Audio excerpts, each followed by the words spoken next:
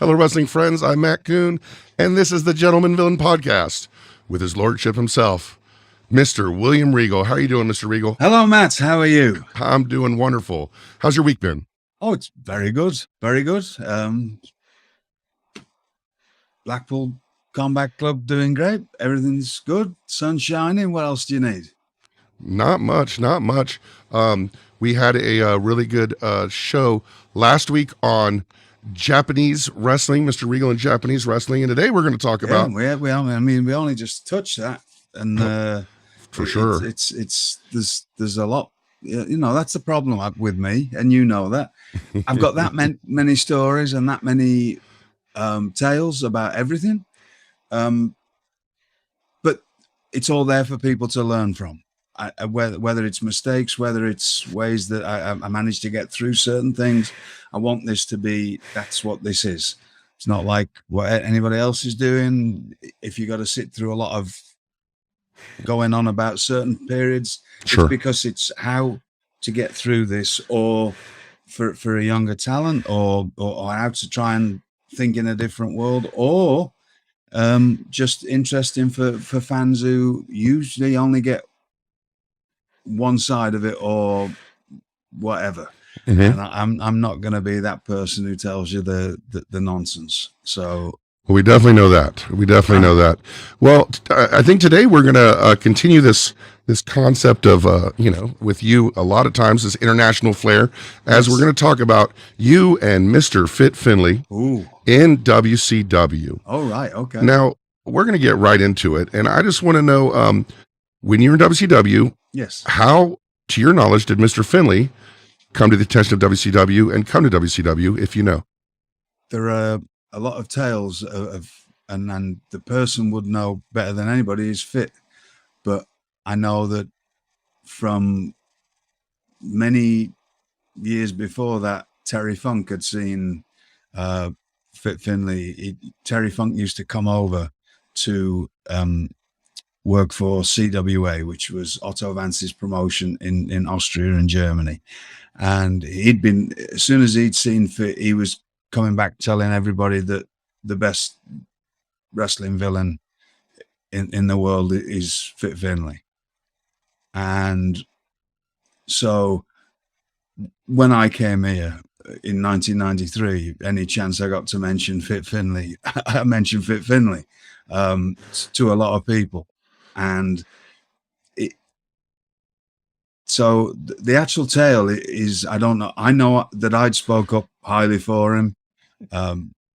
Whether there were other people that had spoke up highly for him, how he got his job, I really don't know. I do know that I did go and talk to Kevin Sullivan a lot about him, and so that's as much as I know.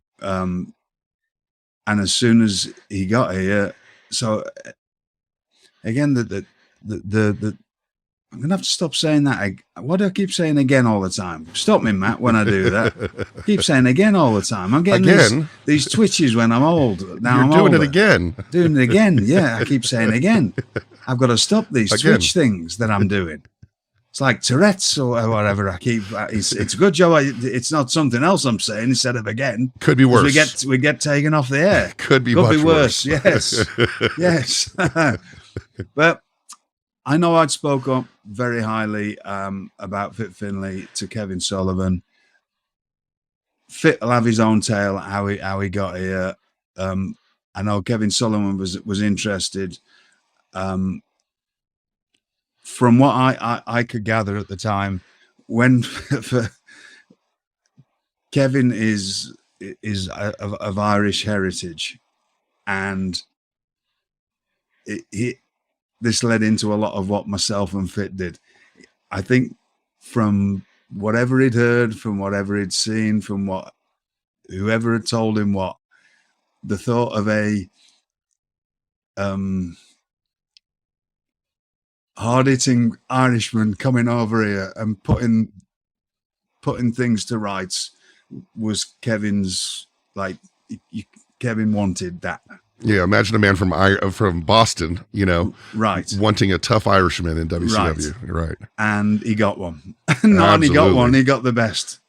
And there's a lot of this that when I look back on it, I mean, it was, I think Kevin was living a little bit through Fit, if that makes sense. I can definitely see where Fit's style it would appeal to Kevin Sullivan with his wrestling style. Stomp you in the chest until you're dead. I'm not talking about the styles. I'm talking about the fact that I think Kevin, right, this is going to be a weird one, but I always got on very well with Kevin. Kevin always looked after me and I learned a lot from Kevin. But the idea of a Irishman putting 400 years of tyranny to rights by beating up an Englishman was very appealing to Kevin. So, because I mean, it made no sense if you think about it whatsoever. Fit Finlay could have. I was doing my thing. Fit Finlay could have done his thing. We'd have both been excellent, which we were. You're both talking about putting you both together right away. Straight away, a lot put of us together. Right. Who at that time in the 90s, most people had no clue what was going on or had gone on, unless you were of Irish heritage or nobody knew about. It wasn't a burning issue. And they still don't know. Right. And they still don't know really, unless you go and study up on the conflict and the troubles between the British and the Irish. And again, I want to stress this is a government thing, not a normal British person's problem. Although many British people, because of the media and whatever, were fed this, it was just part of what was going on. But I knew lots of Irish people that because my father was in the construction trade, and a lot of the Irish people came to England to work. So it was not an issue with any of us. This is a government thing, and that's none of my business. The other stuff that was going on. So, but to bring, you've got one already not liked villain, right? Because this was the 90s and the USA chance, and it was easy if you were it was definitely a leg up if you were a foreigner, and you could play on that. I tried to play on. At this time in 1996 in WCW, you've got Eddie and Conan, who also kind of did not have defined kind of roles, that made a lot of sense traditionally. So maybe you and Finlay being placed together was part of that new blurring of the lines, maybe? I think it was more of... They didn't know what to do with you? I think it was more of Kevin trying to put his 400 years of tyranny to rights. Okay. By the way, can I just say this while I'm thinking about it? Because heckles in wrestling, right? I used to spend, things are different now. And I used to have a big part of my live event or house show, as we used to call them, act was just verbal sparring with the audience. It's if there was any, and I love doing that. Right, that was my game. The best heckle I ever had was in Belfast, and if I've told this story before, it's worth telling again. But the best heckle that I ever had was I used to go to Belfast and Dublin and on regular tours for WWE, and it was just so much fun, and it became more of a fun thing over time. At first, it was a real. We're just doing that. The crowd was shouting stuff at me because I was English and I was doing stuff with them. But we're in Belfast, and there's obviously all this history of the British and the English show, and the British and the Irish. I'm sorry, the English, especially the English and the Irish, and I'm just everybody that's saying anything, I'm just hitting them with lines. And then one fella on the third row just said to me, "Regal, you're worse than 400 years of tyranny," which I just went, and everybody cheered. And from then on, it was a weird thing because every time I went back there, it became more of a comedy thing instead of a hatred, a real heat thing, if that makes any sense. I became sort of it was a fun thing for me. We just like, as soon as I walked out, they'd start like, right. And I'd go, okay, this is the part of the show where, here we go. Right, who's first? And I'd just be cutting them down with lines, and they'd be sending, and it became the last few years of my career there. But this guy, great line. But that's my opinion of what it was Kevin, who's grown up in Boston in an Irish neighborhood, and got whatever he thinks of the English, and he's going to put the two. He's going to put the world. He's part of the conflict to rights by having me and Fit Finlay beat each other up with not a single American person giving one iota about it. Right? No cared. Right? You know, I watched some of the matches today, and I was wondering, you know, if it was frustrating for you. You know, no, it wasn't, because that me and Fit. I mean, I've talked about this before. I had my first match with Fit when I was 18, so we've been wrestling each other for years. Right at this point, this is. Right. I had my first match with him in 9 years. I've been wrestling, except for the last couple. So maybe 7 years I'd been wrestling, or 6 years I'd been wrestling Fit Finlay a lot. Right, there's a lot of times me and Fit Finlay wrestled. Right, in Europe, in Britain and in Europe, a lot, and I mean a lot. So it was one of my. You know, it's the best. He's the best. I rate him as the best. Right.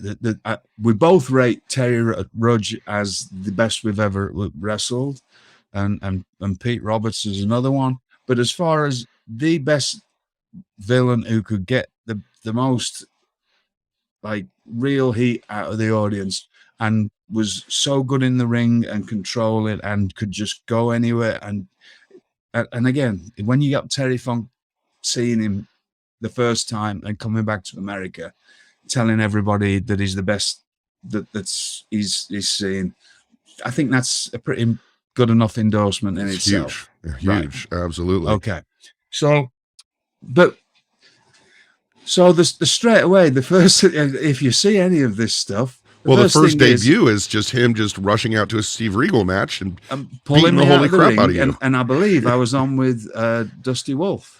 Yeah. And Dusty Wolf was a guy that was traveled all over the world. He used to travel all over the place, Dusty. He was what I consider myself a journeyman wrestler. And that was a proud thing to be years ago, because if you could get booked in other countries and get lots of work, it meant you were, you know how to do your job. Well, I believe I was on with Dusty Wolf. Fit comes out, pulls me out the ring, smashes the life out of me, and then cuts a promo into the camera about this man and his country has held down my country for 400 years and just completely gone off. I can't even, people go back and watch that now and watch what we did. Can you imagine somebody sat in Tupelo, Mississippi, or in anywhere in America? I'm trying to think of any especially WCW's fan base on the South. WCW, mostly in the South. Right. Having any idea what was going on? They just seen one fella that they definitely ate, which is me, and then another fella smashing the granny out of him. Right. And then talking about something that they've got no clue about. Right. So it is really a bit of a preposterous notion, but I think that's why I say I think it was Kevin, and I'm sure Kevin, if he heard this, would probably might have his different story, but that's probably what was going on in his mind. He's going to put his bit. He's going to do his bit for the cause, right? So me and Fit now. The wait is almost over. A new football season is about to begin. Get ready for the NFL Week 1 action with DraftKings Sportsbook, an official sports betting partner of the NFL. To celebrate the return of football, DraftKings is giving new customers a can't-miss offer. Bet just $5 on any football game and get $200 in free bets instantly. Want more action for opening night? Everyone can experience the thrill of DraftKings early win promotion. Get up 7, you win. Bet on any NFL team of your choice, and if your team leads by 7 points at any point during the game, you get paid instantly, even if your team loses. DraftKings is safe, secure, and reliable. Best of all, you can deposit and withdraw your cash whenever you want. Download the DraftKings Sportsbook app now and use promo code REGAL to get $200 in free bets instantly when you place a $5 bet on any football game. That's code REGAL only at DraftKings Sportsbook, an official sports betting partner of the NFL. Minimum age and eligibility restrictions apply. See show notes for details. So the next thing is, we've talked about this before. When I first came to America, because of, and I'm not like that, but because a lot of British fellas who'd come before me, I'd been known to, if people messed them about, they would mess them about back, or sometimes take liberties with them. For sure. And so when I first got here, it took me a long while for a lot of people to not think I was going to hurt them, because I did I did different ways of putting holds on, and I did proper wrist locks, and I did things that are based off catch wrestling and stuff that wasn't the norm at the time. There's been people, we've talked about this. There was Tony Charles and Les Thornton and Billy and the great Billy Robinson and people for years doing that, but never on a nationwide scale for the last, probably since the mid 80s when Les Thornton was doing it in the WWE. Sure. Right. And I guess we didn't get much of it, but a little bit of it with the Bulldogs, right? Like we saw moments of it, but they'd sort of Americanized their style, if that makes any sense. To the high flying rope. Yes. Yeah, and they'd gone to slams. Calgary and they'd got their own style. So the actual traditional, there's the match of me and David, we started doing a little bit of, we did some of that, but that was, and there was a mixture. There was a little mixture because the younger wrestlers from the late 80s and the Chris Benoits and the Two Cold Scorpios that have been through WCW in the early 93, same as me, we a lot of us had all picked up, or they'd picked up different. There was a lot of European influence and Japanese influence in their style of wrestling. Sure. For what, obviously, because they'd trained in Japan, sure. but and going through Calgary, there was a lot of British influence of certain moves and certain sequences of moves, and so there was some of it. But I really went sort of to the traditional style because I couldn't do the stuff that they could do. I couldn't do all the incredible movement that they could do. That's not my forte. So, but I really went to this. So for the first 12 months, unless I was on with somebody who was experienced, there was a lot of, because there's nothing and nobody bigger than a myth, right? But there was a myth, and it sort of spread in wrestling of, because of people that had done certain things to people, and people had told tales, and once somebody tells a tale, it becomes worse and worse. Right. So if any of the people I'd mentioned earlier that had come through in the 60s, 70s, and 80s had ironed a few people out. I mean, like hurt them or dragged them about a bit. Adrian Street was another one. Adrian Street had, he had to imagine him. Adrian's not the tallest a person. He was in Bill Watts' territory. Right. And especially with his character. And doing his character. Right, do you think that, and Adrian could go, do you think that he didn't have to stick it on a few people? Almost on the daily, probably. Right, right. And I know, because Terry Taylor's told me stories about what Adrian did to him, and Terry Taylor's told me stories of what Les Thornton had done to him, and, and put him in real olds and made them like, you think you're that? Okay. And, you know, like next thing you know, it's a different thing, right? So I'd spent, I'd sort of got that had all gone away because I'd been here since 1993. Well, as soon as everybody saw Fit beat me up, most of the people that weren't experienced, I know, because I was obviously there. Through all the extra talent and that, they're all scared to death of him. So the only person really that wanted, I don't know about any of the other top people, but I don't remember him wrestling anybody in that first 3 months except for me. Yeah, I don't really see. I mean, so I don't know if any of them, if it was just Kevin's idea to keep me and Fit together, or it was a few people going, there's no way I'm wrestling this Irish fella because he looks like he's going to kill me. Right. Because that's Fit's style. Right. And it evolved over different times. You know, if you go back and watch stuff on YouTube in the 80s, it was the best. And people then, it was the best at what he did. Right. And I'm sorry if everybody's got a different idea. I'm telling you, because I've watched him night after night after night after night, constantly, and he was the best, and he was the most believable, and there was no fault in his game, right? That was from him being a teenager. You know, he made people believe in him. Right. No holes in his game, huh? No. Right. And the real deal. So for the first, this is the 96, me and Fit are on, you know, we do whatever we're doing, and then we end up having the match on the pay-per-view, which I can tell this story. I wouldn't have never told this story. And this was Uncensored 1996. Uncensored 96, yes, which was probably the worst pay-per-view of all time. Well, I was wondering if you were sad that you didn't get to get in that big giant cage. And you know, it's funny you should mention that. No, I wasn't in the slightest. It was it's a monstrosity. The whole show was a monstrosity. And if you watch, you know, there's again, it's all myth.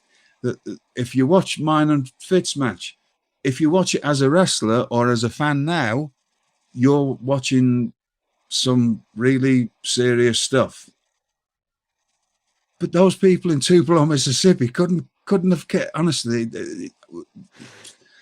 if somebody, if y'all would have caught on fire, they would not have ran out of the ring. They wouldn't have cared. No, no, they just wouldn't have cared because they're just watching two foreigners smashing the granny out of each other. And they don't know who to cheer for. No, because we're both villains, and they've got no idea.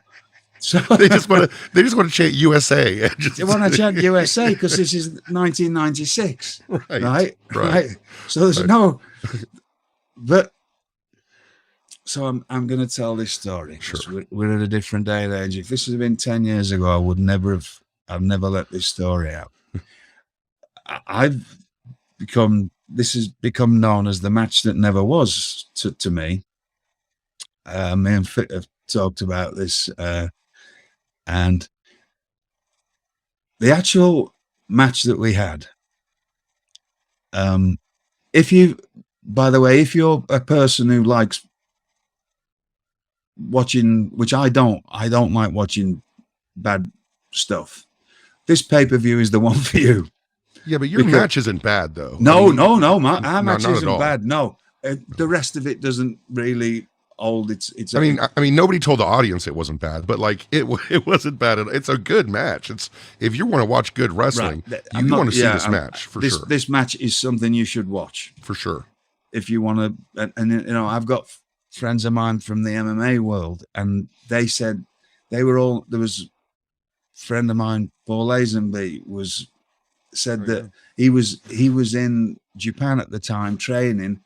They watched this match, and they were all training to do for pancreas and stuff like that, and they were like they thought they were all blowing their minds.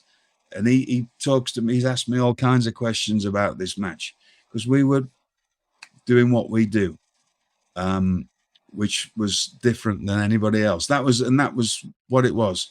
What the whole point of it being on didn't make much sense anyway, but we were just going to go out and do what we did. Sure. This is the bit that, again, I like to keep things, but I'm going to have to tell you this story. Whatever you saw in that match is not anything that it should have been. Not that it wasn't. No, I phrased that wrong. The orders that we had for that match was for a 30-minute draw. So, for whatever you see, imagine this. I'm going to break this down now. Okay, right. You're going to do that for 30 minutes. 30 minutes of that. 30 minutes. And these poor people that are in the audience in Tupelo have got to watch two foreigners who they could. Now, I'm not saying that they didn't care about me. They did care about me if I was on with a good guy that they wanted, because they wanted to boo me, right? They didn't really know Fit at the time. He just got there, and they weren't privy to the whole 400 years of tyranny. 400 years of they have no idea what's going on. Of problems, right? Right. And they get no idea, right? So they would have had to sit through 30 minutes of that, but it still would have been better than the rest of the especially once it got to that cage, right? at the end, right? Which was, and oh dear me. So there's well, this is that bit that I don't like talking about. Me and Fit had not a single thing, or I did. We were just going out to do the first 20 minutes with just us doing without no thought to it, and we were going to kick it into gear in the last 10 minutes. So whatever you see of that match is just us just going out and wrestling each other. We have no plans to do anything until after the 20-minute mark. And then we had a few little things that we were going to do that would have, like a Japanese, which would have cranked it into a completely different level. As is that if you see any 30-minute matches, it's. But we hadn't even we never spoke about anything except for one thing. And sorry, one thing for the first 20 minutes. And in fact, it wasn't even for the first 20 minutes. It was one thing that I'll get to in a minute. But we hadn't anything at all that you see in that match is just us wrestling each other without any idea what we're doing, because we hadn't got any idea of what we were going to do until after the 20-minute mark. And then we were going to start kicking. We had a few things and we just knew how we would escalate it.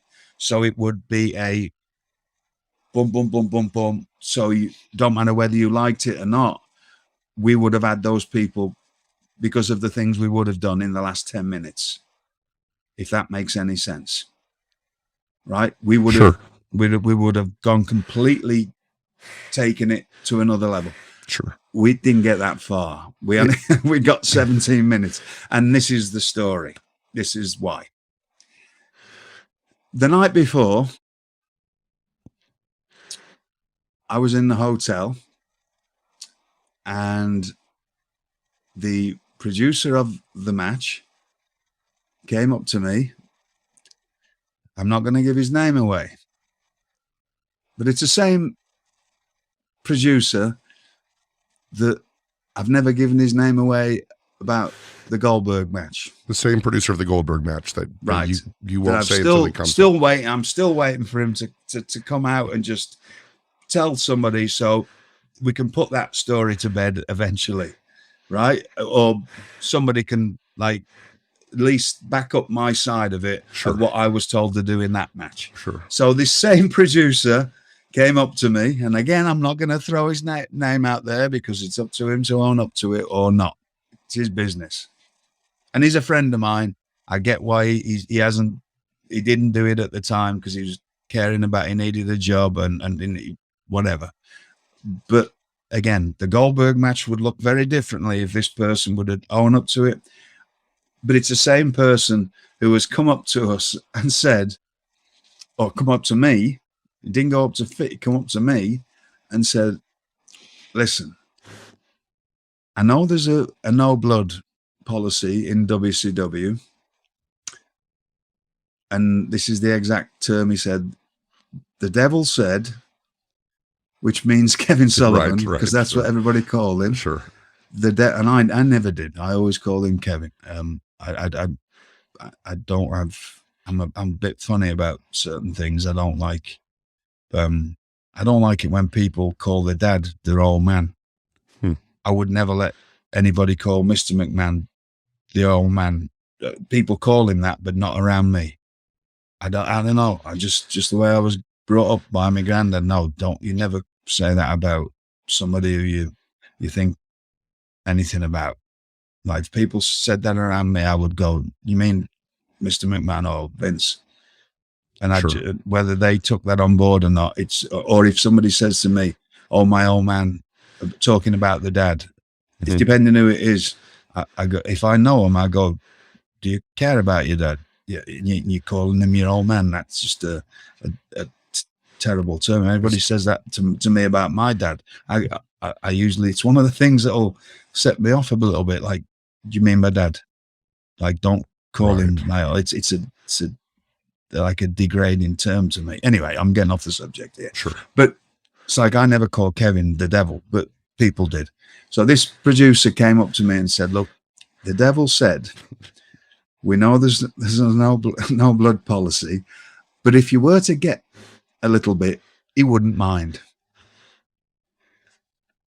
So where I'm from and the style of wrestling that I do, I know, and I'm certainly, I was never frightened of getting real blood, which means I would rather you hit me on the nose, in the eye, or in the ear, and bust me open than get it artificially. Let me leave that there, because I know everybody else is talking about. I was just the way I was taught. Right. Not that I haven't done artificial ways of getting that, but me personally, my preference was to again, I was never wanted to do what normal wrestlers did. Wrestling. I wanted to, it's stupid now thinking about it. It's ridiculous. Just hit me hard enough to make me bleed, okay? Because that's what I want. If you see a lot of my matches, if you've watched enough of them, you see me bleed a lot from the nose and from the lips and from the what. It's just the way I want. Stupidity is what it is. It's me being a complete and utter divvy. But that was just the way it was. That's why I used to be, if you see young pictures of me, I didn't have this broken nose, and I didn't have that one. That's another thing. The only bit of a cauliflower ear I've got is from Fit Finlay when I think I was just turned 19, and he threw me out the ring. And as I went out, I can't go through the middle rope very well. There's one of the things I can't do. If you throw me through the middle rope, I always just hit me. Somehow I can't do it. I'm left-handed, and people throw it out a certain, and I don't know what I'm doing, and I can go over the top rope, but I can't go through the middle. And I went through. This is just in some normal little place in Britain. I think I was just turned 19. He threw me out the ring, and I hit my head on the. And if you can see, it's just the top. Just a little bit. Right. See. Right. There's a that there. The right one, yeah, looks. And then see, that one's just a little bit, though. Just a little bit. There's no groove in it. It's thick. Right. So, and I'm lucky, because there's times when I've had it's been hit that hard that it's gone black numerous times. I remember Brian Pillman in a match in WCW in '94 kicked me once, and my ear swole up, and it was black for a month, and then it just went down. So I've been lucky with that ear, because I'm left-handed. I put my head into everything, and that's why I end up. That's why I ended up with this face looking like this with these scars, and I'm not the dashing young man I was when I was 20, because of I just liked a certain physical style of wrestling. I didn't want anybody to like. And how you came up, I mean, that's a sign of manliness and I don't know about that. It's just I didn't want anybody. I wanted to. Didn't matter if I was doing comedy or whatever, having credibility for the job. There you go. It's just a different mindset, right? It's strange to me. I don't know if you're aware, but 2 years before, you probably are aware, but Blacktop Bully and Dustin Rhodes were fired from WCW for getting I was on around at that time. I'm not sure if I was on that actual pay-per-view, but I think I might have been. But I was around when that happened for bleeding without permission. Without permission. Yeah. So this is going to play into this. Okay. So I get this particular producer comes up to me the night before the match and said, "The devil says if there was to be a little bit of blood, we wouldn't mind." So I take that as when the time's right, I'm just going to put my face, and I know, and if I just say, "Hit me," Fit's going to smash my face open, or split my eye open, or crack me on the nose, or punch me in the mouth. We'll get something. I don't need. Me and him know each other so well in the ring. If I get him in a certain position and I do that, he's gonna know, because it's not like we haven't done it before in Europe and England when we felt, if we thought it needed it, sure, right? It's because we know each other so well, and we know that neither of us care one way or the other if we split each other open, right? It's just part of the job. Right. In our world, anyway. When I'm saying this stuff out loud now, it really sounds mental. It's a different kind of job, It's not your everyday job. It sounds like I need locking up, because that's just not right. You shouldn't be doing stuff like that. Anyway, so the only thing I've said to Fit, apart from a couple of things that we're going to do in the last 10 minutes to elevate this match to a crescendo and to like a long laid out Japanese match or a long laid out European match, is to wrestle, and then the last 10 minutes, boom, and you're boom, boom, saving boom, boom, boom, all boom. this stuff. We're saving the good stuff for the last 10 minutes. Well, there's a point which you can see, and our friend Mr. Shivani, and he still says, right, and I'm not, Mr. Tony Schiavone still says this is his favorite match of all time.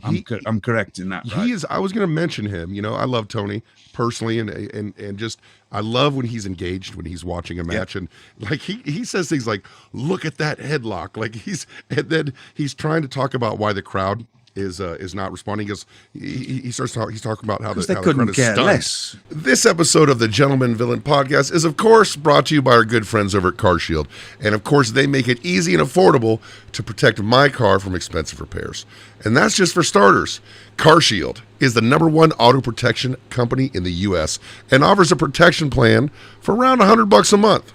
The plans cover more parts than ever before, whether your car has 5,000 miles or 150,000 miles. Let me tell you how simple it is to get your car fixed. When you need a repair, you choose the mechanic, and CarShield's administrators handle the rest. That's it. You don't have to deal with the paperwork or headaches. You're taken care of. Same goes if your car breaks down and you're stuck on the side of the road. Plans through Carshield also include coast-to-coast roadside assistance.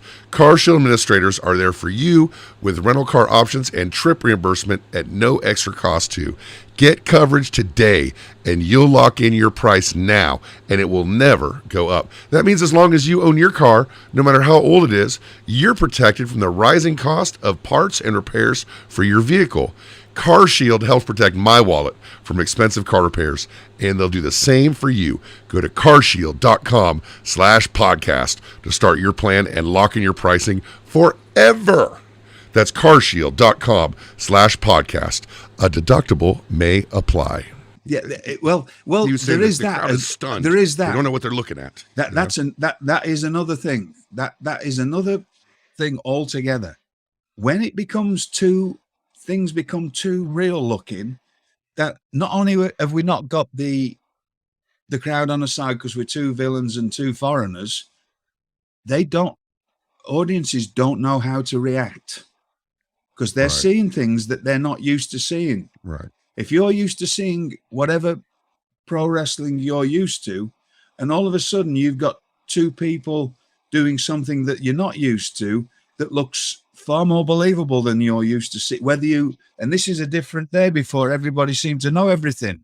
Yeah, and right? if that match happened today, people would have your match to look back on and would know what this is, and they would respond accordingly. Right. So you've got that element to it as well. Not only do they not care because we're two foreigners, not only do they not know about why we're wrestling each other, nor could they care less. Right. They've got this. Hang on a minute. What is this? Right. We're not used to seeing two fellas go at it like this. Right. So all these elements add to it sounding like the chapel arrest in there, right? I mean, it's just complete silence. Yeah. Right. There's just nothing. Completely. Might as well be in a cave somewhere, right? Just no silence. So Tony's loving because it. they can see it, right? And Tony will say this is his favorite match, right? Right. And there's a part. It just happens that about 15 minutes in, Fitzed is underneath the bottom rope. And I thought, this is as good a time as any. So I lean out over the second rope, and I've got him. And I sort of just like grip my teeth, and he just goes into my eye. And Tony and Bobby and Dusty just go, oh, they just start, they don't know what to do. Like that. Yeah, they just go, oh, well, he hit me. Like, I was like, we'd done plenty of things like that before, but never in that position. So it's an awkward, if you're going to, I shouldn't be saying this, but if you're going to do that stuff, you need to be upright. And usually it's, and hitting down across things to split them. Right. So, but he's hitting up and I'm on top of him. So he's gone bosh like that. And I've gone, oh. Oh, you're just moaning. It's just like, it's right in my eye. Right in my eye. It was just right in my eye. And it just, but then I go, I'm on the floor, and I've just fell back because he's proper like gone bosh, right? And I've gone, oh, there's no claret. Right? You're feeling your face, and you know.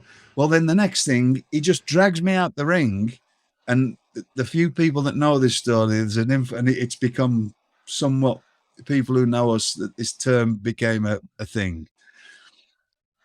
He's grabbed me by the wrist, which you can see in the match.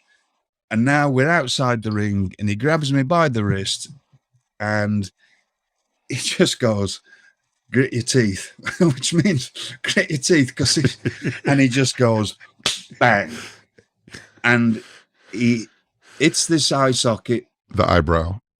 He hits my eye. Right, okay. With one punch, and I have no reason. I'm swearing on my family on this. With one punch, that one punch on the outside. I don't know what damage he did with the one up, because that hurt worse than the other one. That was for free. That was for free. Yeah, that was just so he could have already done the damage, but I know because I had to go to hospital straight after this, right at the end of it. So he hits me, and with that punch, he broke my nose, fractured. Shattered my eye socket, fractured my eye socket, oh my goodness, and give me 12 stitches in this eye, in my left eye. Right. So I've had a fractured eye socket. I never got it fixed. So it was from that moment on. And then I think I told the story on Chris Jericho's podcast, where in 2018 I had a fall in Costa Rica down the escalator, and I reshattered the same, and this is same eye socket, and that's when I lost 40% vision in this eye. And but this was an eye socket that was already shattered from 1996 that I'd never got fixed.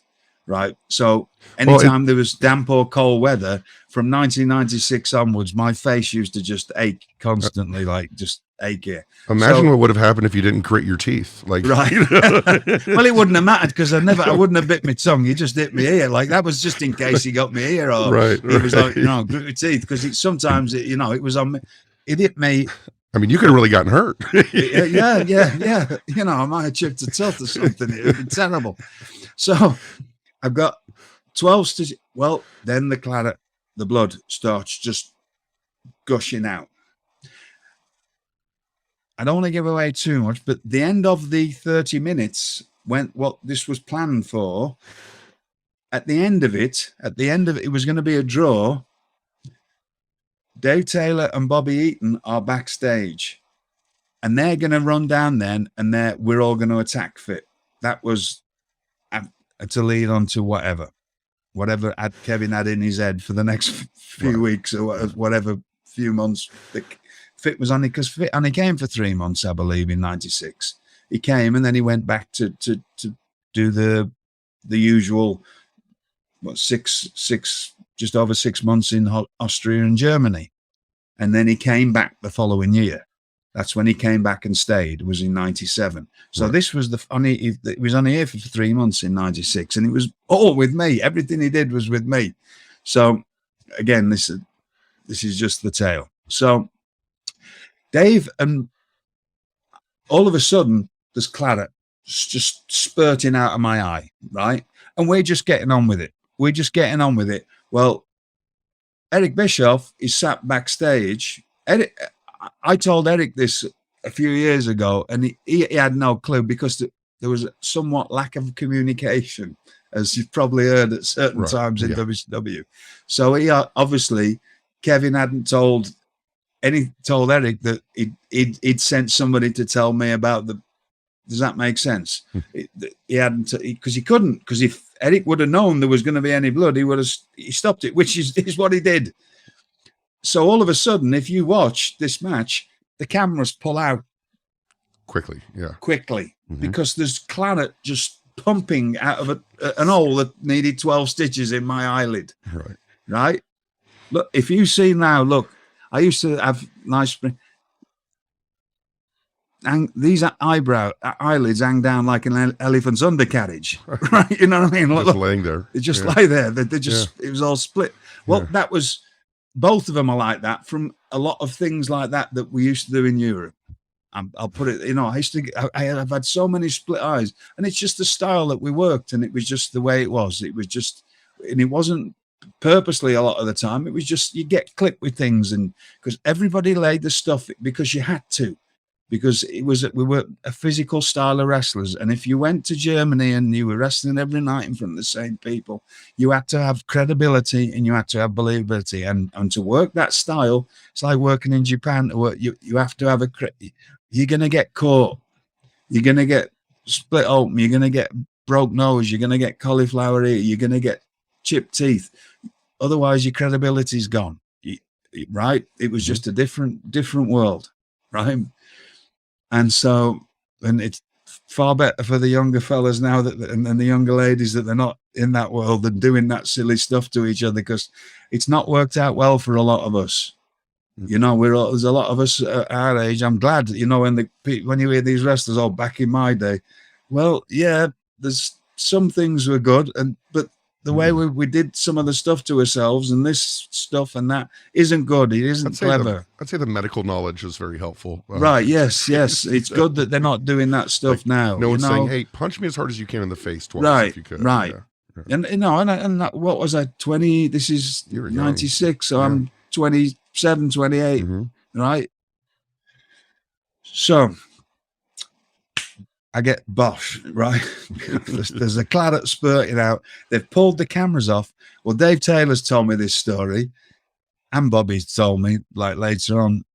Dave's just stood with the monitor's there, and they're just, you know, because they know they've got another 13 minutes to go, or another, you know, 14, whatever, 14, 13 minutes before they got to come out.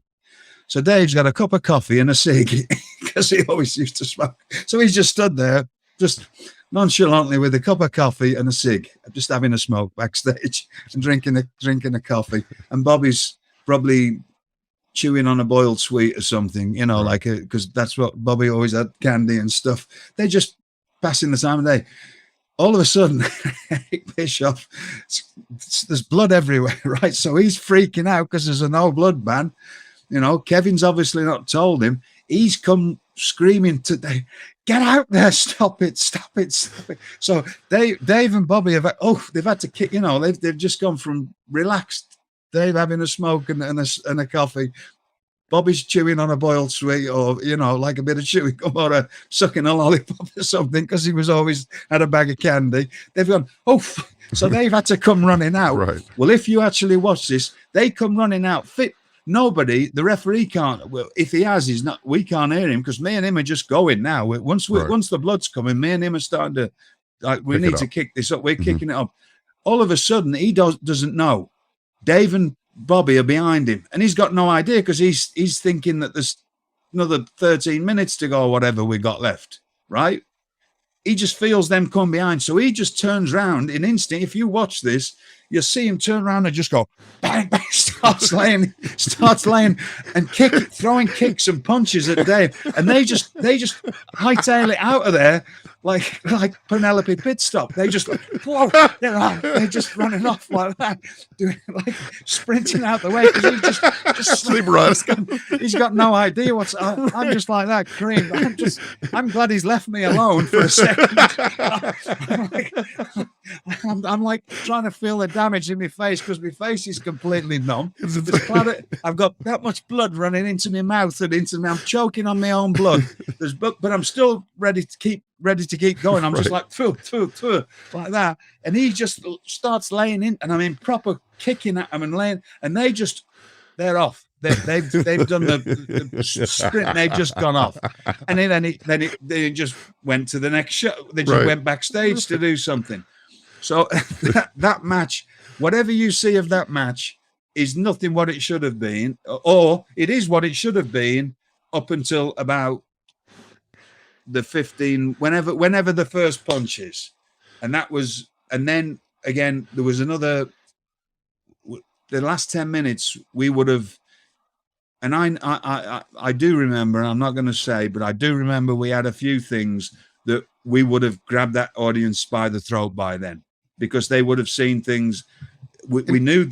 And to be fair, they were livening up a little bit towards. They were livening up because of the violence, because of the sheer physicality. That's another thing. Physicality. We talked about this.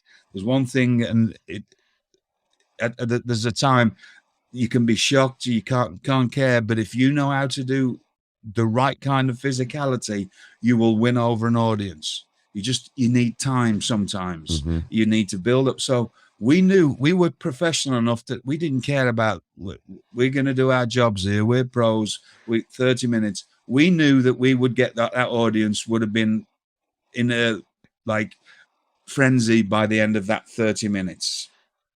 We never ever got to do that kind of a match again. Obviously, that was right.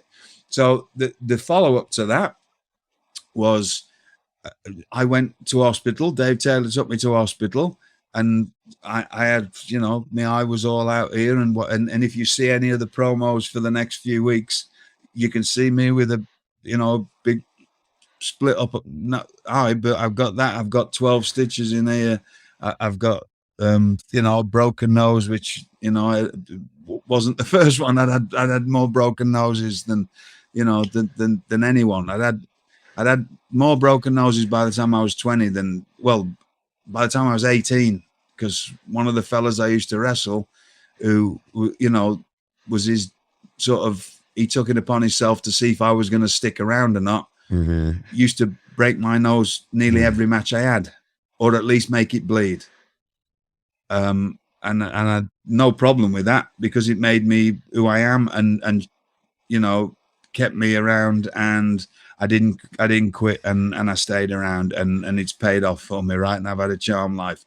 But one of his things when I was 16, it was nearly every match, and this is working a minimum of 2 shows a day with him through the summer, would either go to lock up with me and just palm me straight in the nose, or Ed Mare me, or Snap Mary as you call me, and then just go, oh, bit of blood, and just palm me right in the nose. So my nose has been mashed since I was a teenager.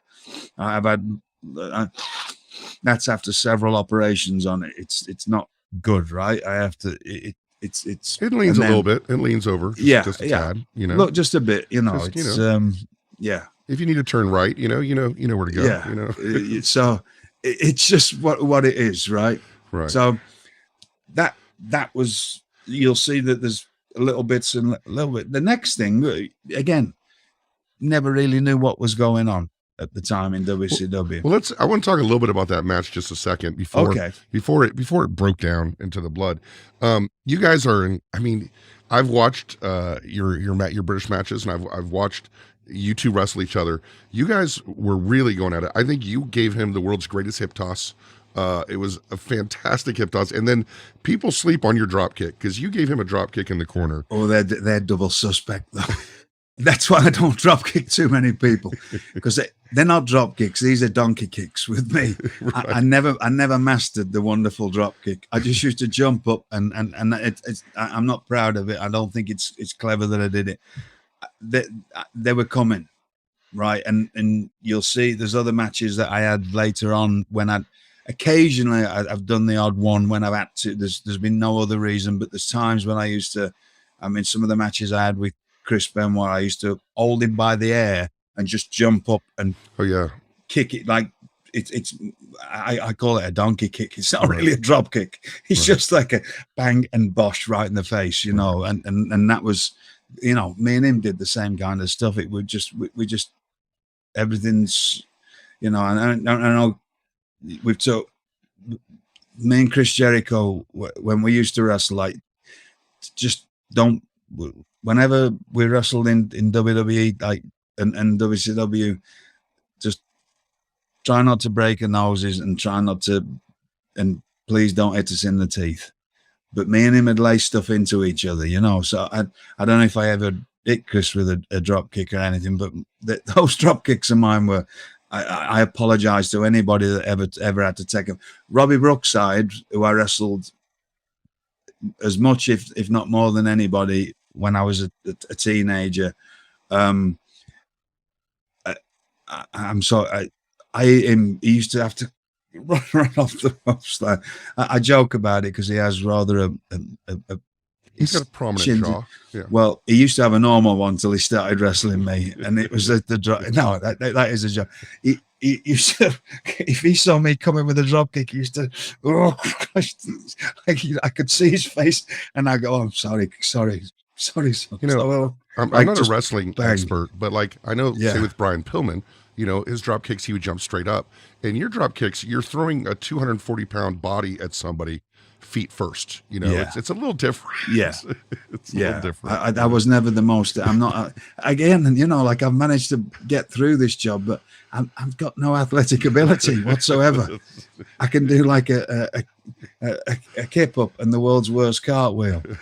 And that, like, it's just, I'm not like, as much as I would have loved to have been as great as when I watched, you know, but from a child, you know, I'm watching Rollerball Rocco and Marty and Dynamite Kid and Tiger Mask and all these people. I wanted to be like, do these incredible things. That's why I've always been with the younger generation. I love when they do these incredible things and that, where people, oh, they're doing all these. No, I wished I could do that. If I could have done them, I would have done them. I just couldn't. I stopped diving. I used to dive over the top rope. That was the closest I got. I used to dive over the top rope, and I stopped doing that when I was 22 because I was in Germany, in Krefeld, Germany, and I used to just dive over the top, and it always had to obviously be a big person to catch me because I was at that time when I was 22, I was, you know, 6'3" and you would spring out like Sting does, like that kind of thing, where you grab the top rope and I would just dive straight over the top. Oh, okay, like Drew or somebody, right? Just straight out. Yeah, straight out. Right. And I was doing that, and some won't say his name. I should have known better. Again, lessons learned. And but I was 22. Lesson learned. He said,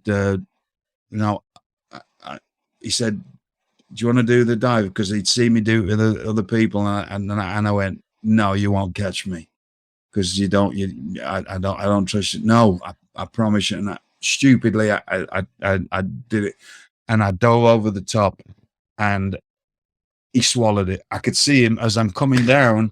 I could see, and this fella's bigger than me. He was a big German. He swallowed it. He swallowed it. Oh, yeah. He completely bottled it, right? He went, oh, it's too late. I'm coming. And I'm like missile coming over the top. And as he's like gone like that, my hands, my left hand has hit his shoulder.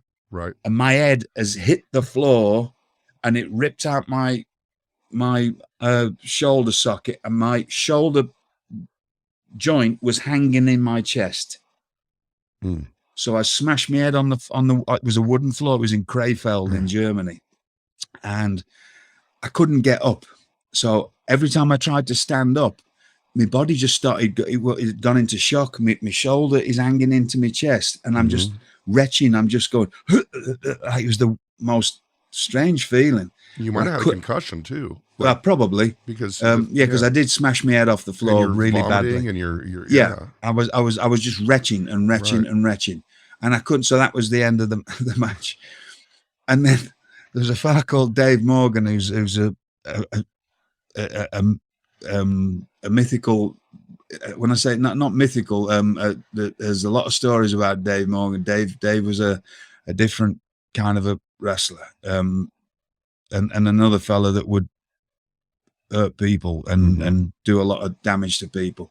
He's got his own story. Well, unfortunately he's no longer with us, but he was a different fella. He's run out the dressing. I'm on the floor. They're trying to stand me up, and I'm just going. Nobody knew about ice and whatever in them. Well, maybe they did, but we didn't. It was just hot cream, right? Well, right. Dave used to go to Japan at different times. Dave Morgan. He was English, but he'd lived in Germany for years. He ran out as I'm trying to stand up, and just the Japanese, whatever hot creams you get over here to put on stuff, the Japanese have stuff that will melt your skin, right? They have a completely so he's got some of that and rubbed that all over it, which has obviously not made, it's made it, instead of taking the inflammation, it's made it worse. Right. So somehow we got back to the dressing room, but I couldn't stand up. I was completely bent over because every time I tried to stand up, my shoulder, actual shoulder was hanging in my chest, and I was just going, just retching. We got back to the dressing room and somehow got the shoulder back into the socket.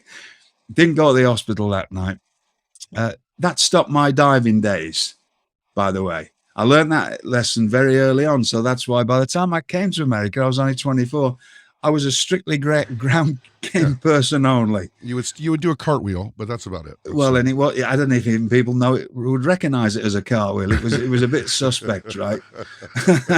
So, but that was it. Right. We wonder why at a young age I was doing that start is because I'd learned lessons. I'd got hurt really badly, and this shoulder was never right again because I didn't get it fixed. Right. I didn't get an operation on it. It was hanging out from then onwards. I had a lot of things happen to me before I ever got to America that sort of molded the way I did things. So do you think that's one of your one of the reasons that you have longevity is that you knew what you were good at and I learned what not to do? I learned what not to do. Because it seems like a lot of wrestlers today want to do everything. You know what I'm saying? But what? So would I when I was young. Okay. I'd want to do everything. It's just that I got creamed really badly and then stopped doing it. So much, yeah. And if I hadn't have done, I'd have kept doing that dive because, it's just that I got really hurt really badly and my shoulder, and I mean, actually hanging in my chest, that the shoulder would come out. And then the next night, I'm going off topic here, but the next night I was in a tournament in Germany and I was in the finals of the tournament, and I had to, and I believe this match is on YouTube. I had to wrestle a fella called Anaconda. There was a big fella from England, And as soon as, like, it was just bad. I know it was bad. It was, I mean, it was more than bad. It was ridiculously paid. Like, just, I could barely pick it up. But you had to, you know, you did your job. That's the job, right? That's the job. And instead of it being a whatever amount of length time, it was just going to be a short match. As soon as I went in there and I tried to lift my arm up, my arm fell out the socket again. So I had to terrible, man. I had to roll him up. I did a roll and crotch, or a schoolboy, what people in America call it. Right. I rolled him up, and then they couldn't get my shoulder back in the socket. And then they had to take me to hospital, and I had to have it put back in. Yeah. And then I got sent back to England with it in a cast, not, you know, like a sling. Yeah. And I was supposed to have an operation on it. And then a friend of mine called Dave Rogers, who was a physiotherapist, I saw him and he went, right, throw that away.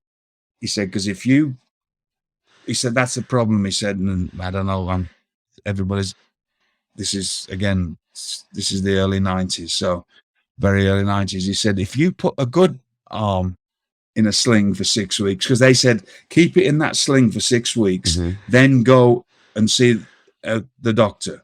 Well, there's not the therapy and whatever else. This is National Health Service in England. You just did what you did, whatever the doctor, you know. Luckily, I ended up meeting Dave Rogers, who kept me together while I was in England. He sort of kept me.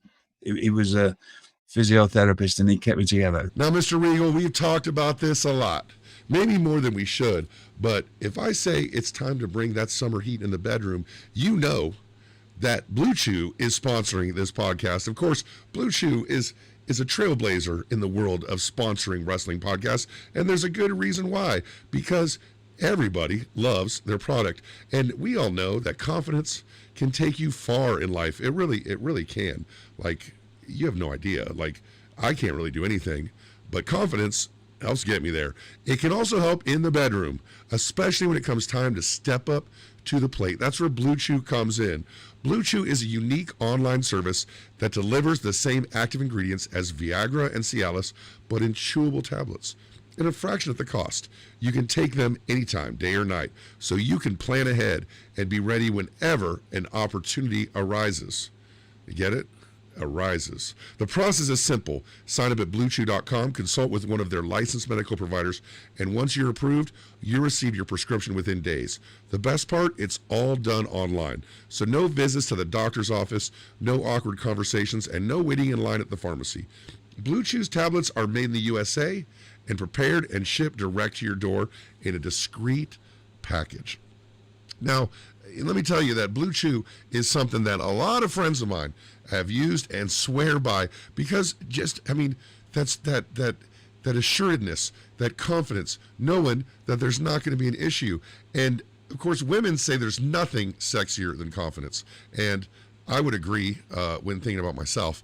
But Bluechew can help give you the confidence where it counts. So if you could benefit from extra confidence when it's time to perform, and who can't? Bluechew can help, and we've got a special deal for our listeners. Try Bluechew free when you use our promo code GENTLEMAN at checkout. Just pay $5 shipping. That's bluechew.com, promo code GENTLEMAN to receive your first month free. Visit bluechew.com for more details and important safety information. And we thank Bluechew for again sponsoring the Gentleman Villain podcast. And so I saw him, and he said, first thing, throw that thing in the bin, in the trash, as you call it. Throw it in the bin. He said, if you put a good arm in a sling and don't move it for 6 weeks, it's going to seize up. He said, you imagine one that's been all ripped and all the damage.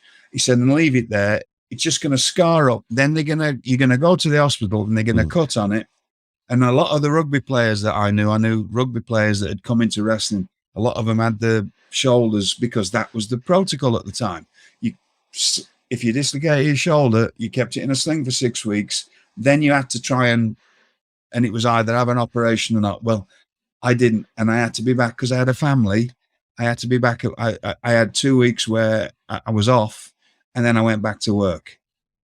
and it was murder for a long time. My shoulder was murder, but I still worked. You know, like I had to.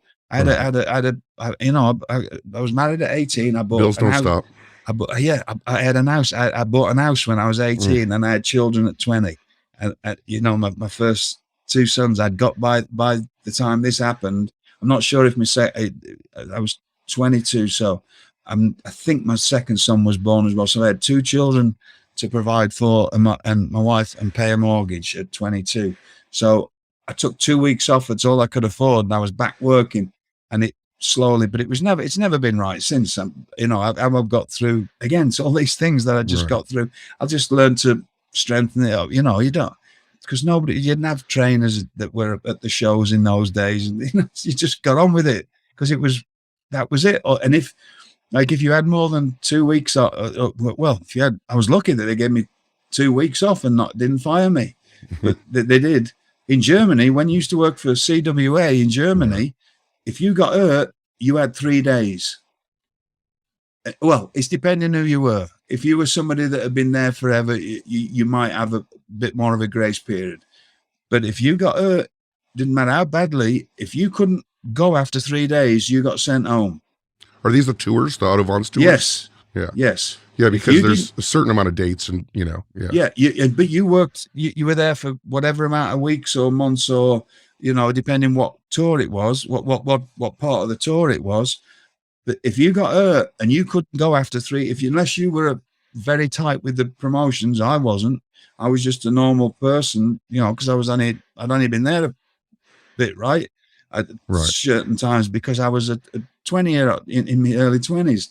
You had 3 days to get right. I remember Dave Taylor in 1992. We got to Graz, which was the beginning of the year. Right in the first week, something went down in his stomach. They gave him 3 days, and then he couldn't. He went home, and he had to go home and because it was National Health Service in England. You have to wait on a waiting list to get a surgery. He had to pay to have. It was a hernia operation, and Dave had to pay for it, which, you know, he had to pay. He didn't come back till September, so that this was in June. Dave didn't come back, so Dave had no income he had to not only pay for a surgery, he had no income. So that was the way that this job was. Right. And we mentioned this about the NXT UK thing, and you wonder why I get passionate about the fact when people complain about that. But when you get hurt, you get paid and you get looked after. Because I've had to live through times when you didn't. And all these wrestlers now, whether they were, again, somebody can twist this how they want. If you're working for a company, be grateful that you're getting. You got trainers there. Treat them with respect. Treat the company with respect. Treat the respect that, instead of moaning about the place, the fact that if you do get you get paid every week, and they will get you the best treatment that you can get. You want to be thankful of that, because that was nothing like that in up until, you know, whenever in the probably, I mean, WCW did that, were good to me. So it was in the you know, I think I had 3 weeks off, in the 90s. But this is WCW. This is a big company. If you were working outside of anywhere else you got hurt, you didn't get paid. You were off, and that was it. And nobody sent you anything. So be very grateful, all you young wrestlers, if you're working for a company, that you get a weekly check if you're and you're getting treatment, because that never used to happen. And I know, because I've lived through that. And I should have had a lot of treatment on my shoulder that was never right again after being 22. It stopped me diving. It taught me a lesson. It taught me a lot of things. But because I had to be back at that, and luckily I was given 2 weeks that I still got hired back.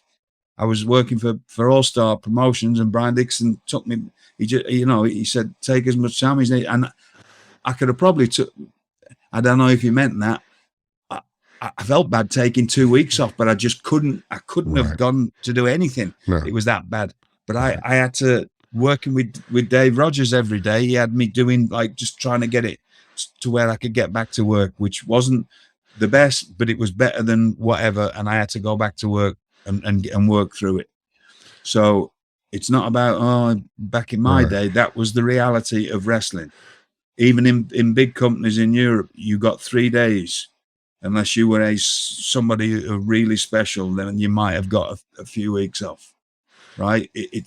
That was the way it was. So when we talk about, we've gone all over the place. Let's get back to Fit Finlay and William and Lord Stephen Regal in WCW. I want to close out talking about the Uncensored match with, I know how much you love it. We don't forget. We don't forget the car park match. Oh no, that's next. Yeah, for sure. But I was going to talk about how you must have really wanted to be part of that cage match because you got thrown into the cage at some point. Well, that was just the end, because once Fit had run Dave and Bobby off. Like for real, for real, yeah. I mean, like he ran them off for real, just like bang, bang, throwing kicks and throwing punches, and Dave's going, oh, and then Dave's not, but he was just like it's off. But even in a league, Fit's mad because the match has been ruined now. Right. We've got our ideas of what we're doing now. The match has been ruined, and nobody's communicated to us, so he's mad and he's just laid into them. They've run off. Well, I've gone out after him, and we've just done something and got up to the cage, and he's bounced me off the cage a bit. And then somebody was shouting to us, just get backstage, get backstage. It was just chaos. It was absolute chaos. It's the most WCW story ever. Right. It's the best story ever. This match is the best thing. So I mean, it's not good that you got hurt. Like, all your stories are funny, and then you go, and then I went to the hosptal, and then they stopped being funny. And I was there all night. Yeah. Dave was with me all night because I that shattered my eye socket and had a broken nose and had 12 stitches in my eye. And of course, when you're recovering, and I was back doing promos the next week on the show. I was going to say, I think the best way the doctors say to recover from a broken eye socket is to have a junkyard outdoor car match. I think Bobby Heenan said, "I've never seen a man get beat up by 4 trucks before." Which I thought was a great line. I don't know what else we did in the next, because it was it was a month later. It was a month later, right? So they obviously gave me some time off for this, but it was never ill again, right? Right. So I've got this dodgy eye now, right? So, but again, are you okay? I'm going to say yes, because I'm used to, only a few years before, I'm used to having to work to feed my family. You couldn't take time off because that was just odd. And it was sort of part of the deal of being a wrestler. Right. If you wanted to be in the company that I kept, let's put it that way. If you were a pro, what was considered a good pro, you did your job. Mm-hmm. So no matter what, it didn't matter what, you didn't complain and you did your job. So was I ready to be wrestling after a few weeks? No. But are you okay? Yes. I'm just going to say yes. Right. So that's so interesting, because it's a combination of, you want to do your job, but also a combination of being taken advantage of, I think, you shouldn't let unhealthy people wrestle in parking lot brawls. Like, I mean, like you were not healthy. No, that's just my opinion, though. It's just it was a different day and age. Do you remember? It's no different than with the story we talked about when I had the car wreck with Chris and Nancy, and they let me wrestle that night. Right. After having a major car wreck, and people telling me that I was talking to the wall because I didn't, and I can't remember 2 days. I have 2 days of complete amnesia and don't remember anything after from the afternoon onwards after this car wreck. But I had a match that night on a pay-per-view, and then later people telling me, you were just like stood talking to yourself against the wall before the match and that. And I'm like, well, I can't remember that. I can't remember a match I had with Prince Iakea on a pay-per-view because I had a major car wreck in the afternoon coming back from the gym. And by the way, just to clean this up, completely stone cold sober, Right. a drunk driver hit us, sideswiped us, rolled the car that I was in 3 times. I thought that Chris and Nancy were dead. We were crushed upside down. I'd re-damaged an already broken neck that I had that I hadn't told anybody about. Kicked the windows out, got them out, and that had this is just the mentality of what we were brought into this business with. Had the police take us from the crash scene to the hotel so we could quickly shower, get a gear, and get to the pay-per-view so we could be there at the 2 o'clock call time. That's the kind of mentality we wouldn't have done it any other way. Right. No, we have to be at the show. Right. We have to do our job. That was the way we were taught, and the way you have to all about this job. So when you say that, no, I'm just going to do my job. And so we get to, let's get to this car park. Do you remember when you first heard the term parking lot brawl? Like if someone suggested it, you were like, what the hell is this? I think they may have mentioned it the week before, but we didn't really know what it was. Nobody had explained it. And then we got to, I think it was. And how does it relate to the Irish, English? No idea. Yeah, right. No idea. Yeah. That's somebody else. You might have to ask Kevin what he was thinking then, or Eric. Eric might know. I don't know. I have no idea. I have no idea why, but that Fit was going home. Fit was going back to Germany to start. Go. I think he was living in Germany by then. Yeah. So he was going back home for a few weeks before he started on the CWA tour for the rest of the year, which was Austria and Germany, right? Right. So somebody's bright idea to stick the 4. They've seen what we've done to each other in this match in Tupelo. Yeah. To stick 4 cars in the car park, 4 real cars with no anything. That was another thing. So I have no idea what they were thinking with this car. Right, so this can be more different than how you grew up wrestling, right? With rounds, which is we used to wrestle or doing wrestling, whatever. What we wrestling in a car park. What's that? Yeah, and I remember us both going, "What's that?" Right. So, and this is the afternoon of the show. We get, I think it was Albany, Georgia. I think. Yes, sir, Albany, Georgia. Oh, okay. So Albany, Georgia, and we get there, and they said, right. Because it was when they used to do a nitro and then tape one. Right. And so it was at the end of the night, after people have sat through this, that's a long as night. the people are leaving, then we're going to film this match, which actually I believe was showed the week before so the parking lot brawl was taped, but you guys taped it at the end of the night. Taped live. Right. At the end of the night. So they said, yeah, you're going to just have a fight and then you beat Fit, and then he goes away. Thinking about, I haven't thought about this since then. Who was thinking what for that? You're like, what? What? But we were just like, we got there and we went, what is are you going to be a car park? And you'd have to, again, this is maybe Fit, I might know, I can't remember. Did they say the week before you'd have it, or did we just get there that afternoon? Right. And then turn up, oh, you're in a car, what? A car, and do what? Oh, well, you just fight in these cars and smash and Nitro beat each didn't other up. normally announce a lot of matches ahead of time. I don't. You would have. They might have announced it the week before. Yeah, I remember watching that live and looking forward to it, not knowing what it was, and also it wasn't a copycat of anything I'd seen before. Like it was. No, nor should you have. Nor should you have. Nor should anybody. Nor should anybody. Right. So who knows what was going on? No idea.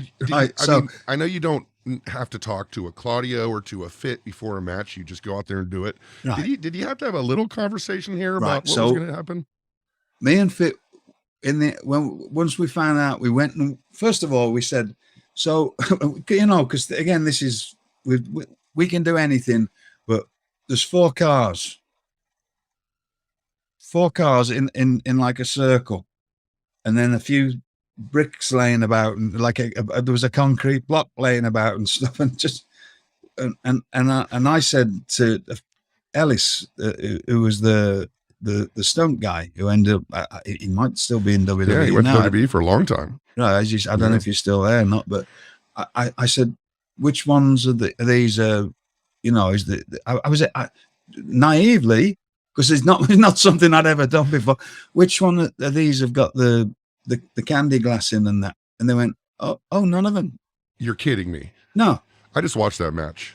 Right, none of them. So okay. these are just all straight cars, just cars. You guys right? escaped. I mean, you guys escaped like right. really getting hurt. Right. Like really getting hurt badly. Really getting it. Yeah. So they're all straight cars. The only thing, we're walking around looking at it going, well, we can, you know, well, if you, these actual, not that, you know, don't forget, we'd come from Europe. The rings were like concrete most of the time. So once we actually walked around and realized, oh, well, the hood of the car is actually a bit spring, or the actual roof actually dense. Did you do a walkthrough before the match? We just me and him just walked around and just like sort of looked at it a little bit, right? I love that. And the only thing, there was one. I thought, well, I said, well, and Fit just said, well, we'll just make it work. We'll just do whatever, and you know, whatever. And we really didn't talk about anything. But there is one thing. There was one bumper on one of the cars that I went and I can't remember if I asked Ellis or I went and got a wrench, and I undid half a little bit of the bolt on one side. I thought maybe we can use that, and that was a good idea. If you actually go and watch this now, you can see, because it's the only thing that doesn't look not good. When I was watching it today, I was thinking, wow, that they're lucky that bumper came off. It didn't seem like it was okay placed to me, to be honest with you. Yeah. Right. So, but I knew that I'd done well. We start off and we got smashing each other all over this thing, and you know, and then there's one bit where I grab hold of Fit, and I thought he's just going to bounce off the front, the side window, and no, he did not, and he just goes straight through it, right? And that summer I ended up going. I got the television championship back, and I actually was going to Japan, and that was a really good year for me, 2006. It started off with all this going on, but then I got the TV championship back, and then I actually went because I was did a few Japanese tours. I went back to England for a bit and did a few shows there. I went to Germany and did a match there with Tony Sinclair. Well, Fit was there at the end of that match, which we did like a really long match. I think it was 15 3-minute rounds or something. Wow. Fit attacked me at the end of that match in Hanover in Germany, but that's another story. But I was sat talking to him in the dressing room in Hanover, and we both said, and he said, I'm still finding pieces of glass from in my leg or in my arm still. And this was months later. So I was the same. Was like, oh, what's that? And pulling little shards of glass out, and like chunks of glass were stuck. So we run all the way. You can see there's, and again, they pull it because there's no blood, and then sticking me and him in things with real cars, and then they pull the cameras off when they start bleeding. Yeah. What's going on in people's minds? I'm sorry if it's whoever incongruous, this is, to say the least. This is like a bit mad, right? I can't believe that Fit put his boot, like one of the first things in the match is him just putting that boot through. He kicked that window through, and it was, and I swear to you, these were all, there was nothing gimmicked about any of these cars except for the bumper. And I just undone one side of it. And at one point, it's either me putting his head into it, and it sort of in our instead of looking good, it sort of fell off. Well, he gets mad. Because I know when he gets mad, and he took it out on you, picks it up, and just starts whacking me with it. So he hits you once with it, and he hits you the second time, and that one, it was on your, towards your neck or your back or your shoulder, head area. Yeah. Oh, there was I a winced. bit. The other bit that I remember very well. Well, I remember it all, but there was a couple of things. There was a bit when I have no idea why, there was a concrete block, and it was a real concrete block, and he picks it up. He picks it up, and you couldn't have got a 2-penny nail up my backside at that when he did that, because I know him, and I'm thinking he's going to either throw this at my head, and I don't know what he's going to do with it, because but I don't know, because we haven't talked about any of this. We're just doing this stuff. So I've kicked him in the stomach, and I've sort of rubbed his head on it. But for a second, when he picked that block up, I thought, that's me dead. I think you get out of it with an eye poke. Oh, do I? Yeah, I get out of it somehow. Yeah, right, I was going you've there. Watched it, Reese. I haven't watched it, but I just do. For a split second, I thought, I'm dead. He's going to throw that. He's going to, because I'm just expecting him to throw it straight at my head, right? And so I do something. I know I did something, and then get out of it, right? Because again, but there's a bit where you've seen where he kicks through the glass, and this is all the glass. It's scary as hell. Yeah. His head goes through. I thought he'd just sort of bounce off because I did one bit where he runs my head into the glass, and I sort of bounce off it, and my face just smashes into there. Yeah. But I didn't. When he runs at stuff, I run it. He runs, and in those days he still does. When I know because I was training with him last year. He goes when he spurts like that. He's just like so. Like it really is like a rabid tiger. He's got this spring about him, which is like that's what made him so good at when he kicked it in. He's just got this and just reckless abandon, like full force. And he just 100%. Runs straight through this thing instead of just like bouncing off the glass. He runs. His head goes through it. How he never got cut to how he didn't kill. I mean, really, he could have cut his jugular. He could have done anything. So he's done that. His leg's gone. He's put me against the glass at another bit, and he's gone to kick me, and I've just moved, and his leg's gone right through that. So that's cut all his leg up.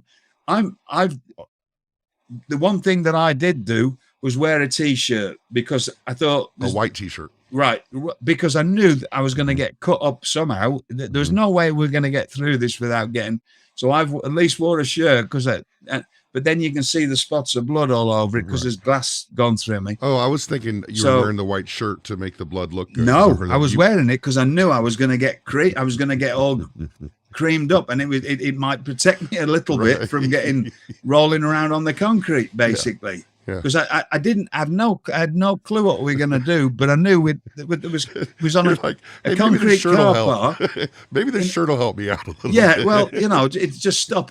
I don't know, whatever, right? What was going through me, I don't know. And if I remember rightly, my knees all taped up, right? Because I not long had me. That was it, because the first time he attacked me, was when I had a big brace on my knee. I'd had a knee surgery 3 weeks before. I'd had a knee surgery. I'd been putting off having a knee surgery from 1995. I should have had. And then eventually we did a show at Caesar's Palace, and it was me and Bobby had wrestled Sting and Lex Luger. And on the opening match, they had no dark match, and I offered to wrestle Chris Benoit because he wasn't there. So me and him actually did the dark match. Then we did this match, and then unless I've got this completely wrong, then I had to after that night. My knee was that bad. That's when I had to have my knee surgery, and I was back working 3 weeks later after, and I didn't do any therapy or any again because you just. And nothing you heals go up back a to knee work. injury more than an attack by Fit Finlay. Right. You know? So I get so this next 3 months, whatever I did with Fit, I'd had my knee was, you know, I was getting over this knee surgery. So I'd had the knee surgery the first night he attacked me on the Saturday night when he cut the promo about 400 years of tyranny and all He this. just yells at the camera. So yeah, he's Irish screaming, politics. my name is Fit Finlay, and this man has held down my country Right. for 400 years. Not And people not in- England. You. No, You yeah, had me, done it personally. Me Yes. personally. Right. This man. So, and people in Alabama are sat there going, what? What the hell? What's going on? Right. So, Where's if you think Sting? about it, it's 3 months of us torturing, of doing whatever we've done to each other, and all this aggro. For like nobody's got a clue, right? So Right. that's the most. When I think about it now, it's the most. All these things we put ourselves through just because we were pros and we wanted to, you know, just do what we do and try and keep the strength of the job and do a job right, because that's the orders we were given. We just went and did it. So this last bit of this car match, so he's already gone through the glass. How he didn't die, I don't know. Chased with a brick. His leg's just gone through it. There's one bit where there's like an open window, and that was the one bit that he gets me, and he wraps a seatbelt around my neck, and for all the other things he does, he just goes. He wraps a seatbelt all around my neck, so I'm all tied up like that, and I can't move, and then he just goes. And just smacks me as hard as he can in the face. And I'm just like, Rick, like, just, oh, God, that proper creamy, she's just, like, he's got these big banana hands, like, you know, like, and he just, I'm all tied up in this seatbelt, and I can't move, and he just smacks me as hard as he can, right? Because the camera's right there, and anytime the camera's there, we're going to hit each other, right? Because we're not going to have anybody see through our tricks. That was another old wrestler thing. No, you cannot have any. I used to apologize to people a lot on TV. Look, if there's a camera there, you ain't gonna, just make sure you know this is coming, because I'm not going to expose my stuff. And the only way, you know, Mick Foley's told his story. Why is Terry Funk's punch look so good? And when you get one, you know why, because he hits you with it. That's why his punch looks so good, because he punches you right in the mouth. Right. That's the whole point of it. As from a different day and age, if it's something looked really good, it's probably because it was. It was laid in, right? Sometimes in a safe place, like there's an old thing that follows me around. I hit people very hard in safe places. I'm laying stuff in because I'm not going to have you. You can't laugh at what I did. I come from a day and age where there was not everything. I hate that term. Kayfabe is silly nonsense term. Right. When we had to protect this Protecting job, the strike. so I'm not. My whole career was built. You're not going to see through my tricks. How do you Well, Mr. Regal, if you want to watch people get a lot of reps, what I do is I go to IWTV.LIVE. It's something my son and I have subscribed to for years. It's independent wrestling's premier streaming service for live events and video on demand of past events. For just $10 a month, IWTV.LIVE offers 20 plus events streamed live each month from top independent wrestling promotions such as ICW No Holds Barred, West Coast Pro, and Limitless Wrestling. Additionally, as an IWTV.LIVE subscriber, you have immediate access to the extensive library of over 13,000 hours of video on-demand content from over 300 independent wrestling promotions from around the world, including Beyond Wrestling, Prestige Wrestling, Absolute Intense Wrestling, and H2O. And it's true, my son was on this before I was, and he's like, Dad, you got to check out this guy or that guy. And these guys are the guys that you'll see on IWTV.LIVE. The extensive library features wrestling superstars such as Orange Cassidy, Jonathan Gresham, Masha Slamovich, Eddie Kingston, and Wheeler Yuta. I think you know something about that fella, Mr. Regal. Just a little. Yeah, I tell you, you can watch IWTV.LIVE anytime, anywhere. It's available on Roku, Apple TV, Amazon Fire TV Stick. I watch it on Roku, but you can also use the mobile apps for Apple or Android devices. No long-term contracts required. Go to IWTV.LIVE and subscribe today for just $10 a month. So how do you reconcile when you work with younger people today? Because now, I mean, you said a lot, you know, that back in my day is not always good because no, we it's got not hurt. good. How Yeah. do how do you teach someone to keep the strength of the job, but not hit each other as hard Show as them you the can? safe ways of doing it, but still show them right. I mean, if anybody asks me how to show to hit people, I'm still hitting people. I'm Right. just, you know, I was showing Takashida recently. You know, he was asking me, he was going, oh, so I'm showing him, you know, Oh, so he's one who comes up to you, huh? yeah, why my uppercuts make a crack, you know, and a lot of people, why Claudio's make a crack. Yes, because or Brian Danielson's, because we're hitting you. We're just hitting you in the right place, but we're not going. But you said before, you are hitting as hard as you can. I'm hitting it. We're maybe not as hard, but 80%, and it's safe, and it's not going to catch you in the throat, or it's not going to hit your bones, but it's if I forearm smash you, you're getting that, right? You're going to feel it. I'm not going to play with that because I'm not having anybody. I'm not going to expose my stuff. It's still safe, but that's just the way it is. And if you can't take it, you probably just best not working with me. No. And that was the way. But I can do that without doing that either. I can do it without. But if there's a lot of crowd noise, you don't have to hit that hard.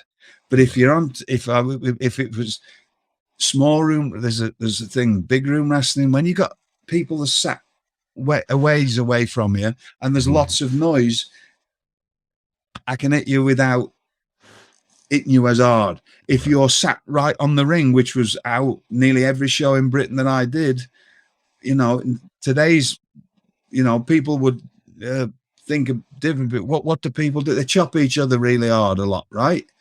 To get that noise, because they know it. If you got a crowd, it physical hitting of the flesh. So you're not, you know what I mean? I just bump or hitting people down the back or hitting people with forearms, and there's ways of doing it, but safely, but still hitting people. But I can also do it not as hard if people are sat further away and but on TV, you've got a camera on the corner there. Yeah. Just make sure now, you know, like, and there was a saying that used to follow me. A lot of the wrestlers are, grit your teeth, because this is not gonna. You might not like me at the end of this, because I'm not gonna be a phony pro wrestler. I am a pro wrestler who works. I that's what I was once I became from a you know, by the time I was 19, well, 18, but definitely by the time I was 19 and 20, because of the people who were around me who were teaching me how to be. You are a pro wrestler who works, not the opposite way around. And there's nothing wrong with being the opposite way around. Believe me, that's a smarter way to be, a far smarter way to be. But I wasn't. I was a pro wrestler who happened to work. And I mean, there's a big difference. When you've got a camera in your face and you have a healing knee injury and a broken eye socket and a broken nose from a month ago, and you're being strangled with a seatbelt. Strangled with a seatbelt, and then in your face. There's no way to get slapped safely. No, and he smashed me right in the mouth, and I'm like, why? Why? But when he did it, I could hear him giggling behind me, because you know, that's the kind of thing that me and him have, like, you know, we know we're gonna do it, like, and I'm gonna boot him, like he's gonna boot me in the back, I'm gonna boot him back, and like, we're like, it became, because that's what you did, and that was the style of people that I came from who trained me. We knew what we would do, and it was just you wouldn't expect it any other way. I never finished the ear story. Go ahead. So when I was 19, he threw me out the ring, and I hit the corner of my ear on the apron, and it just went black. I got back in the ring, and he just, you know, I'm 19. I have no, you know, I'm learning, right? He just takes me straight on the floor, ties me up in a knot, and just starts going, and just laughing the whole time. And I'm going, I'm going, like that. And I'll admit there was tears running because, you know, if you get a cauliflower ear, it burns, right?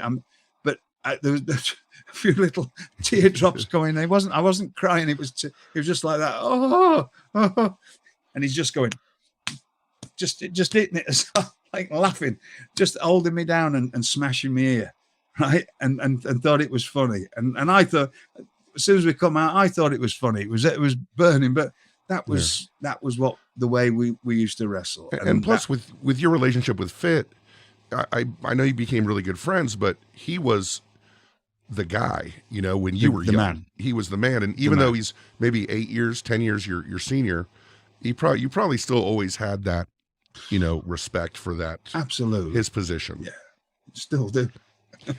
So it's just so we get the car park thing anyway. Let's keep going with this. Yeah. We ended up. He goes through the glass. We're all cut to ribbons. We're all no idea why we're doing this, but we're doing it. There's no storyline reason at all. By the way, and then the reason. The final part of it was I pile drived him on top of the roof of a car, and it like bump. I mean, if you see it goes down, and then I pin him on top of the car. I walk away, and then he's not seen again for the next till 1997. Right. So, and you're out of the company when he comes back, right? Like, I'm sorry. I think you're already gone, right? When he No. I was still there. I was still there till 98. Was the pile driver something you would have talked about, or was that something that just I don't remember talking about any of that stuff. It was just happened to be there. But you probably knew, you both have been wrestling long enough to know that a pile driver on the roof of a car probably ends a match. Yes. Yeah. Okay. Wow. Yeah. Do you look back at that and like? I think it was there. Go ahead. It might. I don't know. I don't remember ever beating Fit Finlay. Wow. Because he was, you know, when I was wrestling him in Europe, he was always, I might have done the odd time, but, you know, I must have done in the tournaments because we had to wrestle each other. But generally speaking, when it came to avenging the 400 years of tyranny, he did a good job. He did a good job. Yeah, he did a good job. So Kevin Sullivan got his little thing of getting back at the English, you know. And the whole episode, really, if you look at it and the way I've told it today, but it absolutely preposterous, really. I mean, complete and utter. Me and him. I mean, you can go back and watch it, and it holds. It is what it is. But the why it was done, for what reason it was done, for it is 3 months of. And for what, and the damage that it did to both of us, as far as physically, which I wouldn't have it any other way, because that's what me and him did. And to the point of, we're talking about it still today, and people still talk to me and bring up those matches. And it was well received at the time. I remember watching with friends at the time live, because you wouldn't have seen anything like that, and hollering at that match. Even though we were not that invested in the Irish-English conflict, we still I mean, when that pile driver hit, I just remember this big yell coming out of the room. Mr. Regal, stop me if you've heard this before. Science tells us. I know, we've heard it before, but it doesn't stop being true that the best way to achieve and maintain consistent deep sleep is by lowering core body temperature. You got yourself, Mr. Regal, Chilisleep. You love it. And like I've told the story before, but I'll tell it again. You know, my friend Conrad Thompson, who, as you know, does a lot of podcasts, he was one of the first ones, I think, to get a Chilisleep. And he called me once, and we talked for a couple hours about a bunch of different stuff. But he literally did like a 30-minute ad to me about Chilisleep, just selling me on it. And I'm telling you, he is 100% right, because temperature-controlled sleep repairs muscles after a hard day's work and improves cognitive function, so you can always start your day feeling sharp and alert. All that's true. But let me tell you what's really true. A good night's sleep, folks. I used to wake up several times a night, and I didn't realize how much it had to do with, like, you know, when you lay on a bed, it's just you in that bed, and it's creating friction, it's creating temperature, and you can't reduce that temperature by turning the pillow over or rolling over. That's why we do that. But if you have a Chilisleep, it actually controls it. It is now a necessary, vital part of my household. Chilisleep makes customizable, climate-controlled sleep solutions that help you improve your entire well-being. Chilisleep makes the Uller and Cube sleep systems, which are hydro-powered, temperature-controlled mattress toppers that fit over your existing mattress to provide your ideal sleep temperature. So it's just like it's a mattress topper, but it's this high-tech deal, and it's really great, you know, and it really works, and it's easy. These luxury mattress pads keep your bed at the perfect temperature, and not the perfect temperature, because there's no perfect temperature. There's your perfect temperature, and you might be surprised. Some people like it a little cool, some people like it a little hot, and these sleep systems are designed to help you fall asleep, stay asleep, and give you the energy and confidence to power through your day. Imagine waking up and not feeling tired. That was a dream to me if I even had them before. And now I dream like a mother, and I wake up and I'm not tired. And Chilisleep is something that can help make that happen if you're interested in it. I know you should be, because sleep, man, I tell you, we all go full to the mat every single day, and getting that sleep is crucial for success. For an extra layer of comfort, they also make the Chili Blanket, the only weighted blanket that can also be paired with a control unit for the ultimate sweat-free sleep. So not just below you, but above you. You know, I've always had troubles falling asleep. I have a terrible sleep schedule. And during the summer, I have my best sleep schedule because I have to wake up and teach kids. And, you know, I have to get up like at 6 or whatever, like a normal person, and then be like alert at 8 a.m. And I have to be with them all day long. And having a good night's sleep, it's more important than anything, like literally. And Chilisleep has helped get me there. And thank you, Chilisleep. And if you want it, and I'm telling you, you should, head over to chilisleep.com/regal to learn more and save 30% off the purchase of any new Cube or Uller sleep system. This offer is available exclusively for Gentleman Villain with William Regal listeners, and only for a limited time. That's right, Chili, CHILI, sleep.com/regal to take advantage of our exclusive discount and wake up refreshed every day. And we cannot thank Chilisleep enough, not just for sponsoring the podcast as much as they have, but for a good night's sleep. Check them out. You'll be glad you did. Do you remember the reaction from anybody in the back or anybody in WCW when you're done with that match? They'd all gone. Oh, no. Everybody had buggered off. We're limping back to the, because it was taped after the show. They're all at the hotel. And don't forget, this is after the show, and they'd sat through 2 tapings. People were just wandering out to go to the cars. So the only people around there, I don't know how many thousand people were, a couple of thousand, 3,000, whatever people were in the actual building. Right. There was just a few people that just happened to see. Nobody else noticed us because most of the cars were over there. Yeah. They just happened to, their cars were parked near this circle of cars. And we've got, which even adds more to the insanity of this whole thing. They were just wandering out, thinking they were going to go and get in the car and go home, having to sat through 4 hours of nitro and just wandering out and, oh, what's going on here? And like me and Fit all covered in whatever. I think it was wondering Nick the same thing. Yeah, me and Nick Patrick wandering back to the dressing rooms. Everybody else had buggered off. They'd all gone home. So we just walked back to an empty, completely empty. The ring was tucked down. There was nothing. They'd stripped the building out, and we just walked back all covered in claret and like cuts all over us and whatever. And then we just had a shower, both got in our own cars and drove home back to Atlanta. Mental. Wow. Absolute mental. Wow. Now I've told this, and it's absolutely, completely insane. As you think about it now for the first time, and God knows how long, you're thinking that is not quite a normal job. Yeah. But wouldn't have it any other way. Have you and Fit talked about this match at all, like in subsequent? Well, we years? mentioned the odd time when that it never. The odd time we've talked about it is just because other people, it's when we've been together, other people bring it up. Mm-hmm. And we've mentioned that, the one thing we have mentioned is why I turned one day, I said, it's the match that never was, because it ended up the original one in Tupelo ended up not being the match that it should have been, and whatever we hadn't even kicked it into gear, so it's like we whatever you think it was or whatever, we hadn't even started. We were just doing what we normally do for the first 20 minutes to kick it into gear for the last 10 minutes. And we never even got to that point because of all the claret, all the blood. They had to stop it because of blood. And then they said, okay, we'll put them in a parking lot. Yeah. Yeah, right.